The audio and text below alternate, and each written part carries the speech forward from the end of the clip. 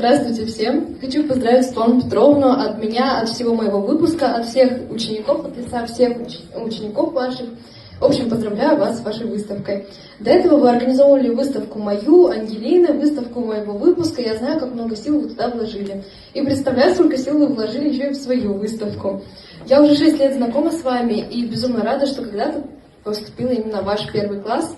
Вы стали не просто педагогом и учителем для нас, вы стали советчиком и наставником по жизни. Не только для меня, но и для всего нашего класса, для всего моего выпуска, маленьких ваших деток. Я прям уверена, что они все очень счастливы, что к вам попали, как бы вы в этом не сомневались. Вы прекрасный педагог. Вы иногда, возможно, в этом сомневаетесь, но хочу сказать, что, в общем, многие из нас, это не секрет, хотели бросить художку.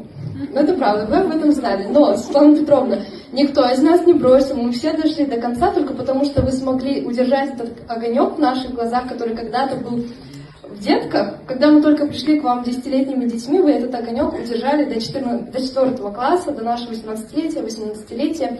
И многие из нас поступили по специальности. Это потому, что вы смогли мотивировать нас. В общем, вы очень много для нас сделали. И вы всегда нам говорили, в общем, проявлять себя, не бояться в живописи. И это проявляется и в жизни в нашей, всегда рисковать, идти на какие-то крутые, в общем, вещи. И это показывается